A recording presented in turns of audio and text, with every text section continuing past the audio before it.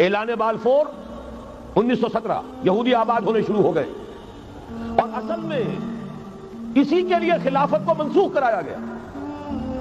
سلطان عبد الحمید، اگرچہ یہ ترکی خلافت جو ہے برد بیمار کمزور، پھر بھی وہ مسلمانوں والا جذبہ اتنا تھا، انہیں بڑی سے بڑی رشوت پیش کی گئی تھی۔ ظاہر بات ہے یہودیوں سے بڑھ کر رشوت دینے والا کون ہو سکتا، جن کے ہاں ایسے بینکر ہوں جو 40 بلین ڈالر کا ایک چیک لکھ سکے۔ پھر یہ کہ ان پر سیاسی دباؤ بہت ڈالا گیا۔ انہوں نے جب تک خلافت عثمانیہ برقرار رہی، یہودیوں کو فلسطین میں آباد ہونے کی اجازت نہیں دی۔ کہ جو معاہدہ کیا تھا حضرت عمر نے رضی اللہ تعالی عنہ، خلیفہ ثانی نے، خلیفہ راشد نے، ہم اس کے پابند ہیں، اور ہم یہاں یہودیوں کو آباد ہونے کی اجازت نہیں دیں۔ لہذا انہوں نے اس خلافت ہی کا بستر طے کرایا، اس لیے کہ نہ رہے بانس نہ بجے بانسری، نہ مسلمانوں کی وحدت ملی کی کوئی علامت دنیا میں باقی رہے، اور نہ مسلمان کسی مسئلے پر جمع ہو کر کوئی موقف اختیار کر سکے۔ اعلان بالفور کے نتیجے میں آبادکاری شروع ہوئی۔ 1948 میں اسرائیل قائم ہو گیا، معجزہ ہو گیا۔ 1967 میں اس کی توسیع ہو گئی۔ اس میں ایک بات اور بھی عرض کر دوں، یہ سارا کس طور سے ہوا ہے کام؟ آپ نے زائنزم کا نام تو سنا ہے، صہیونی تحریک، خود اس کا جو بابا اعظم تھا، آرڈر آف الومیناٹی، 1776 یکم مئی یہ نظام قائم کیا وائساکھ نے، اور اس نظام کے تحت فری میسنری اور lodges of the great Orient قائم کیے گئے۔ یہ سارا ہتھ کنڈا وہ ابلیسی نظام، اس کی تفصیل ایک کینیڈین آتھر نے لکھی ہے کتاب میں، پاؤنڈ ان دی گیم۔ یہ سارا دھندا ایک شیطانی چکر ہے، ابلیسی چال ہے، اور اس کے ذریعے سے اسرائیل قائم ہوا، اور اس کی توسیع بھی ہوئی 1967 میں۔ اب یہاں تک پہنچنے کے بعد ان کے پیش نظر بقیہ دنیا کی تسخیر اور اسے فتح کرنے کا معاملہ ہے، اور سب سے بڑھ کر اسلام کی بیخبنی اور اس کا راستہ روکنا، یہ ان کے پیش نظر ہے۔ یریدون ان یطفئوا نور اللہ بافواہہم۔ صورت اس وقت کیا ہے؟ یورپ اور امریکہ سے آپ مشرق کی طرف آئیے، پہلے عالم عرب ہے، عرب مسلم ورلڈ۔ مجھے یہ کہتے ہوئے سب دکھ ہو رہا ہے، پورا عالم عرب وہ فتح کر چکے، وہ عرب ممالک کے جو اسرائیل کے ساتھ کسی میز پر بیٹھ کر گفتگو کرنے کو تیار نہیں تھے۔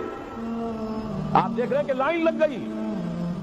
کبھی صرف انور سادات نے ریکگنائز کیا تھا، پوری دنیا میں شور مچا تھا، اس پر لعنت ملامت ہوئی تھی۔ اب تو ایک ایک کر کے، وہ شاہ حسن ہو چاہے شاہ حسین ہو، اب تو وہاں سے ویزے ختم ہو رہے ہیں۔ سعودی عرب اور امارات، انہوں نے جو کچھ کاروباری بندی سے لگائی ہوئی تھی وہ ختم کر دی گئی، ان میں نرمی پیدا کر دی گئی۔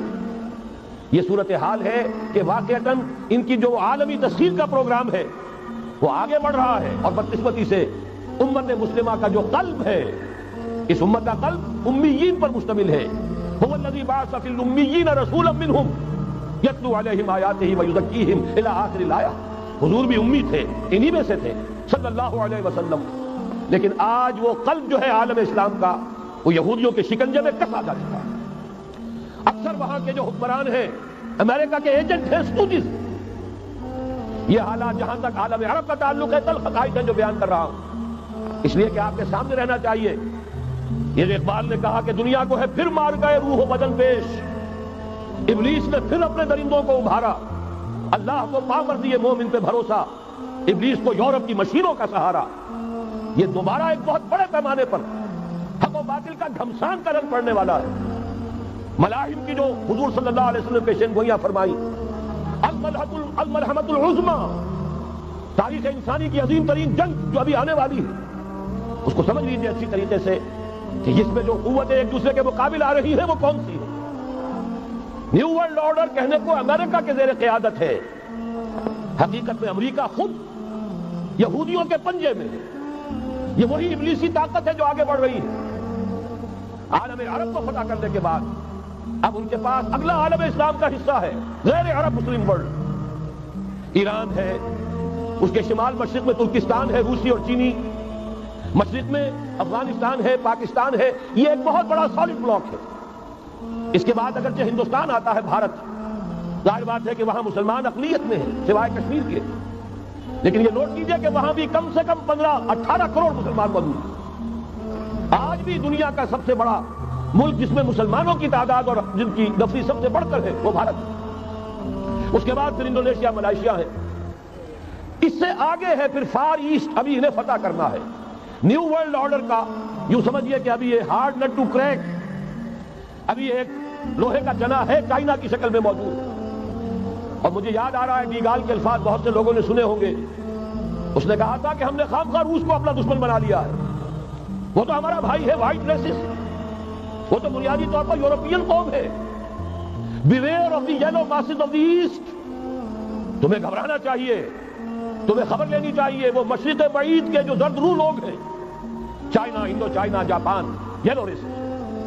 ابھی اس نیو ورلڈ آرڈر کے لیے جو فتح عالم اور تسخیر عالم کا پروگرام ہے، اس میں پہلے غیر عرب مسلمان دنیا اور پھر یہ فار ایسٹ کا خاص طور پر یلو ماسز، یہ ہے کہ جنہیں ابھی انہیں ٹیکل کرنا۔ اور اسی لیے میں کرنا چاہتا ہوں، حقائق ہمارے سامنے رہنا چاہیے۔